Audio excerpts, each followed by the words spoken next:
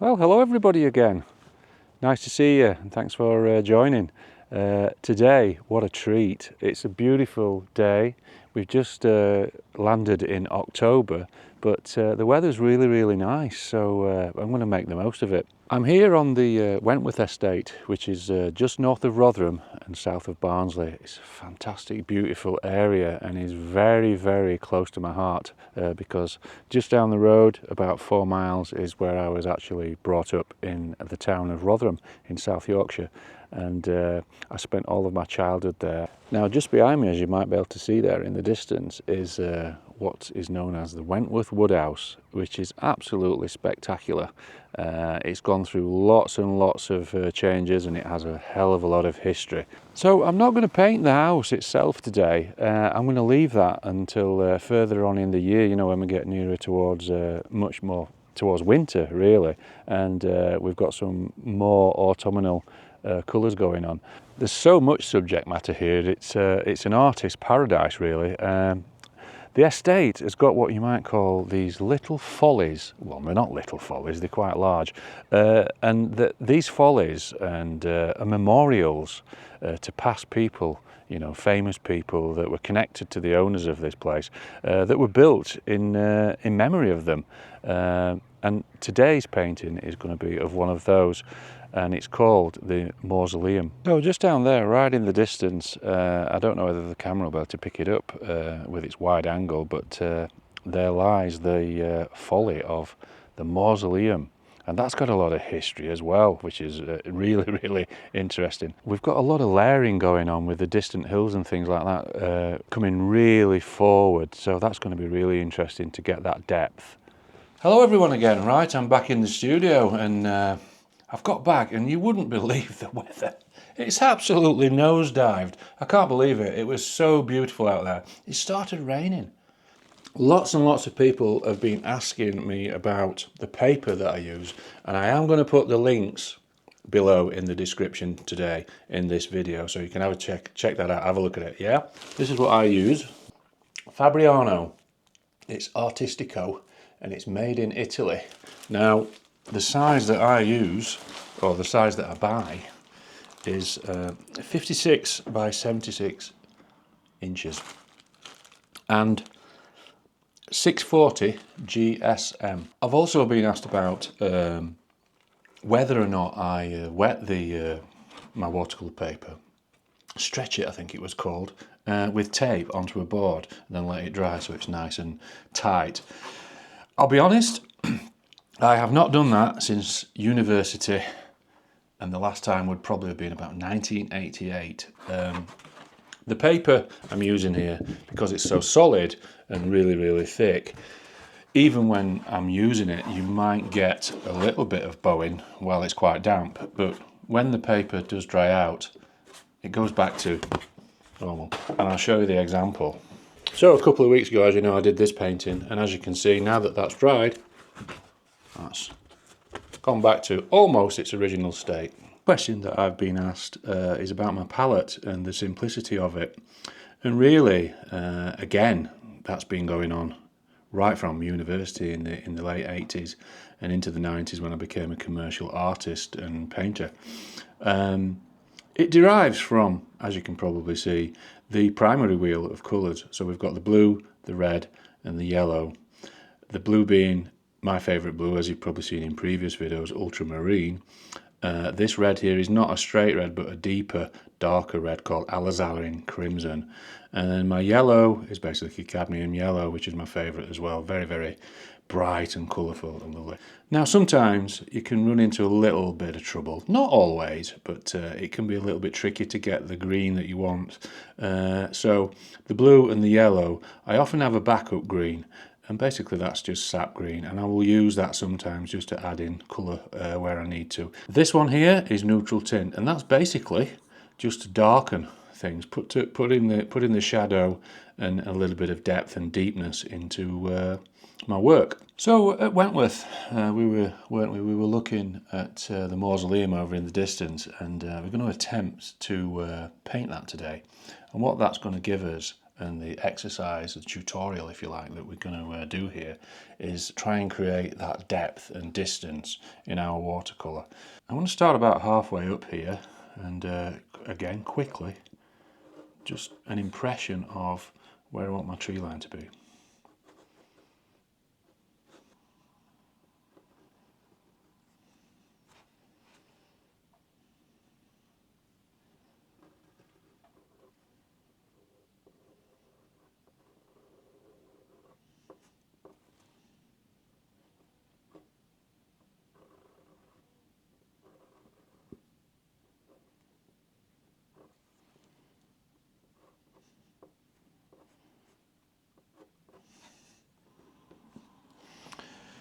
I want to get the mausoleum sort of slightly accurate, not too loose, but yet not too technical, just because it's such a prominent part of the picture, and it is very well known. Very, very lightly give an impression of what we want. There we go. Just here, it's going to be another tree. It's going to be round about here. Got another tree just here. Companion almost next to it.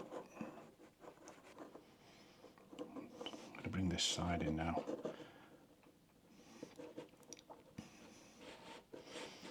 You have a very sort of distinct area that we will put in. Over here we have another area, another layer of on the horizon there. So it's coming together now. I can see the structure of what I want. Let's drop that in. This here is my most very definite foreground. It's going to be there. Just before that,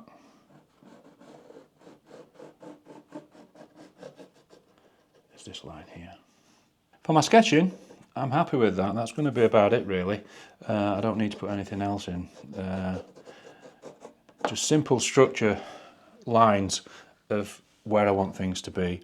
Nice and loose, nothing too graphic, nothing too intricate, just an indication of where paint is going to lie.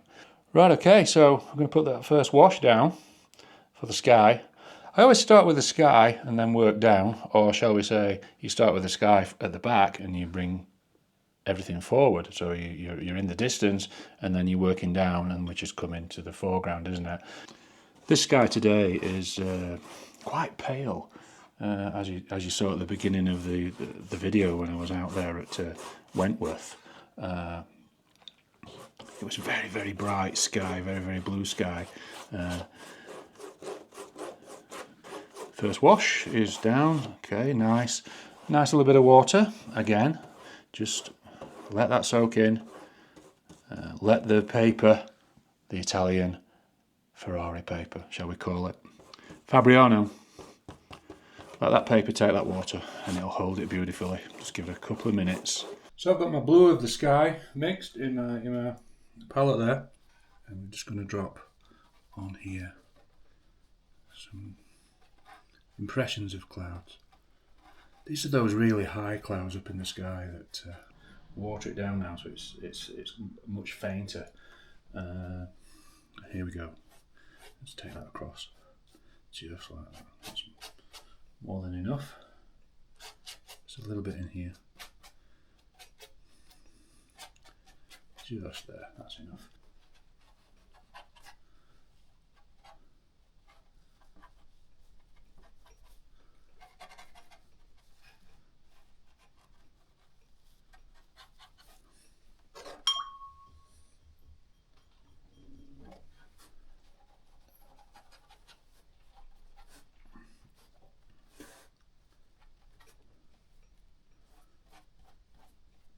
What I'm going to do now is I'm going to add a little bit of yellow.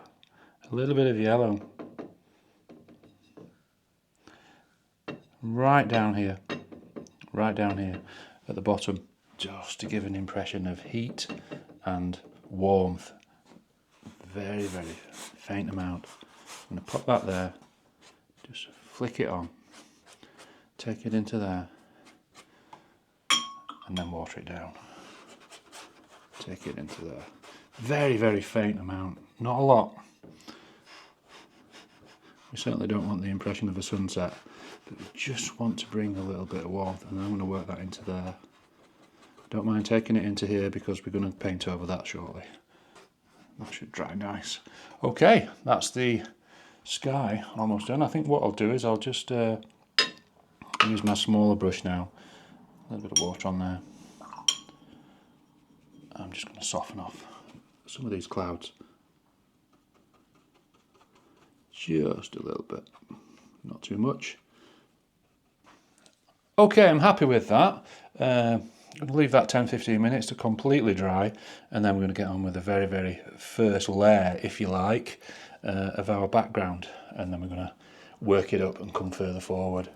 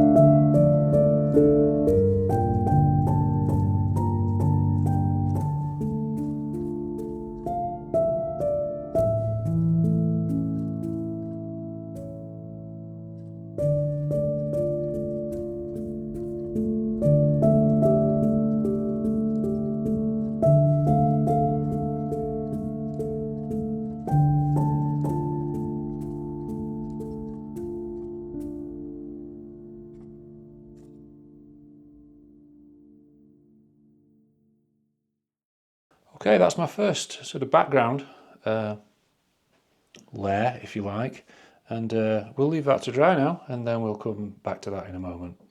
So guys, that's dried, and quite happy with that. As you can see, we've got some prominence there. The centre of the image is the mausoleum itself, just right over there in the distance.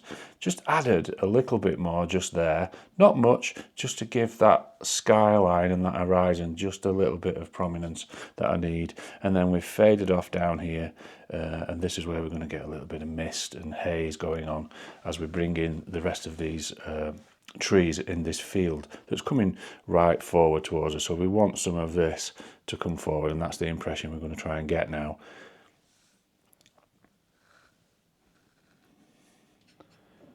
Remember, trees are actually green, as we know, yet in the distance they'll dissipate in intensity of colour, and that intensity and that dissipation often leads to a more of a bluey colour. Straight away I can see that that's probably not as intense or as deep as I need it as a colour. So back to the palette, load up the brush with some more colour. I'll take a little bit of the green, the sap green, just to help with the strength.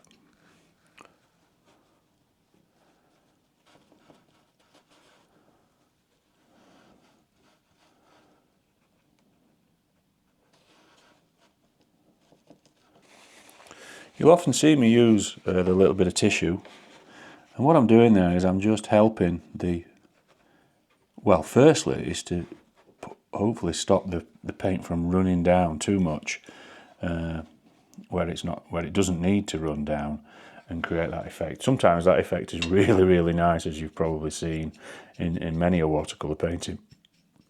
It's running down obviously because I'm at an angle, which is greatly helping me at the moment because of my condition. So everything I've done so far has been literally using just two colours, the ultramarine and the cadmium yellow, and it's all about the amount of paint that you're putting on.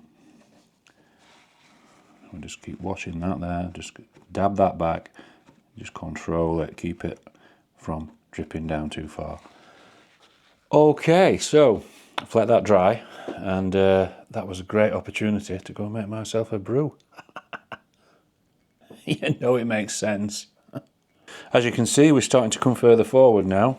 If the sky is classed as the horizon and infinity, which is far, far distant, as you can see, we treated that in a very, very sort of pale, translucent way to give it that effect of, you know, knocking it really, really back, but still giving it a little bit of form. Just high clouds there, and we put that yellow in, didn't we, with that little bit of haze feel there, which has helped.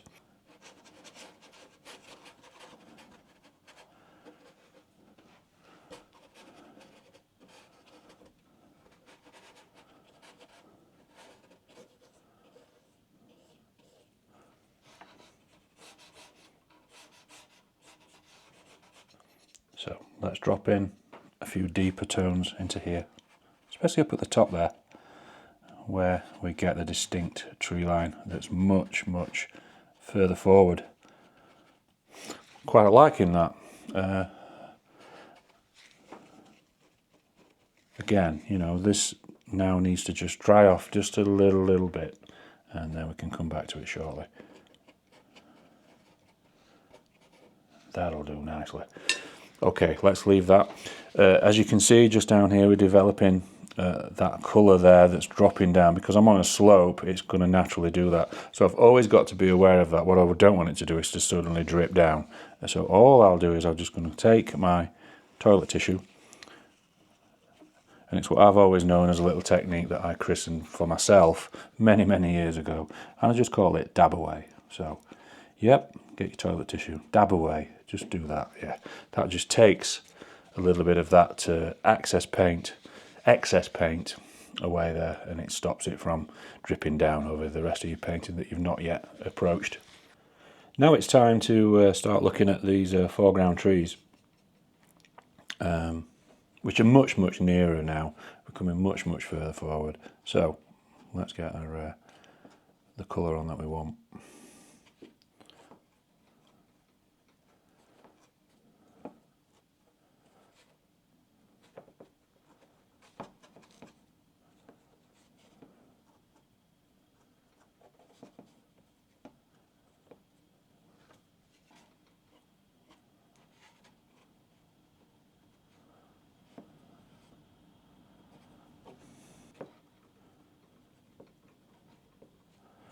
Looking nice. And with this tree being much, much further forward, this is where I'm going to start bringing in more of the green and more of the yellow, much more distinctly, just to give it that definition.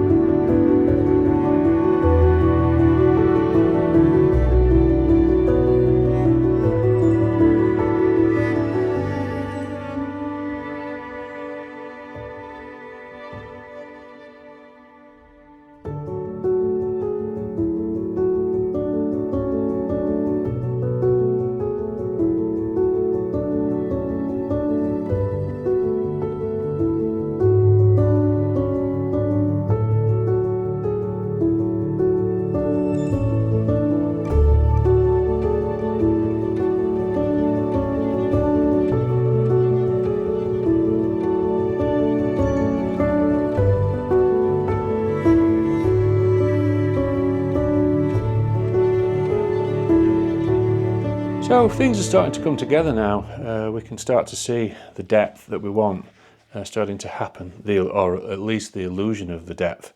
And we've done that very, very distinctly in a way, in a simplistic way, just by using simple colours and bringing them from the background, very, very faded and light, and building it up until we start coming forward. And you can see now, giving that illusion there, it's working well.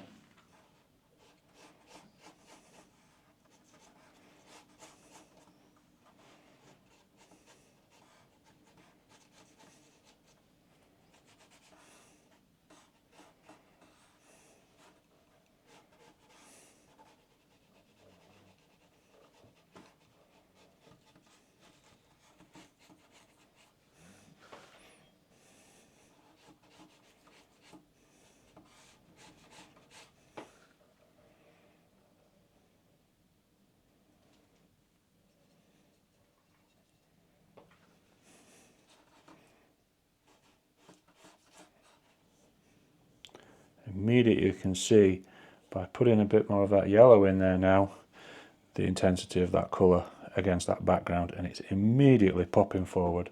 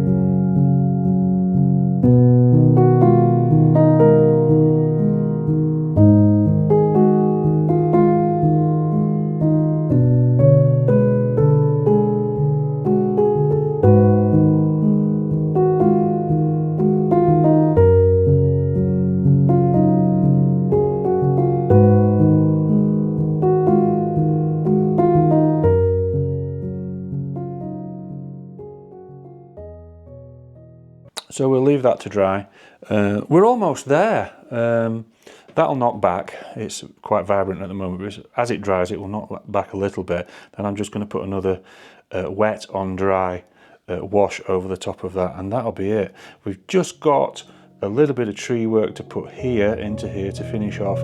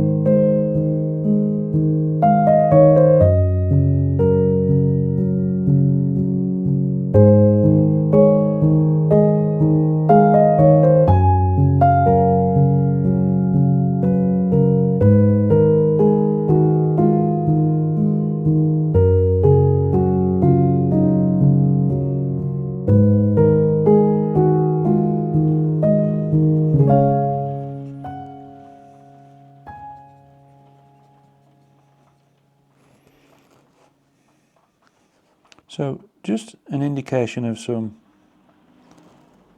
branches, not too much.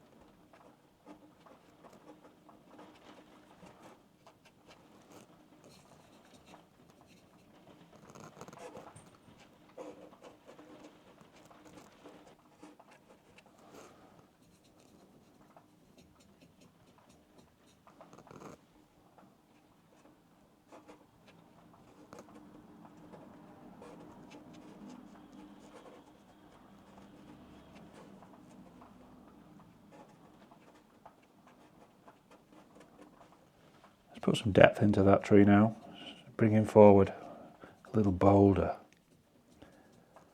It's one of the most prominent things in the whole of the picture.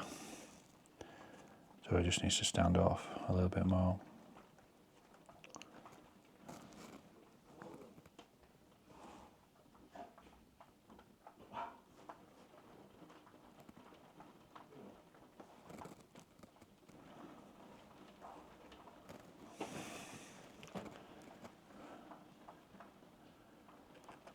And there we go. A lot of depth in there, isn't there? And we created that by, you know, we started up at the sky, we kept it really, really faint and hazy, and then we came in here at the back there, right at the back on the horizon line, and dropped that in there, and then we've come forward here a little bit more, a little bit more, a little bit more, right up to the foreground. And there's a watercolour sketch showing the illusion of depth. And we've literally used just 3 colours. We used the ultramarine blue, didn't we? We used the cadmium yellow, and we added in a little bit of the sap green wherever we needed it. I'm happy with that. That's a nice sketch, a nice exercise. I hope you enjoyed it. Thank you for all the comments from previous videos, and I'm sure you may have comments and questions about this one. So until next time, enjoy your creative journey. I hope it's a good one. See you soon. Bye.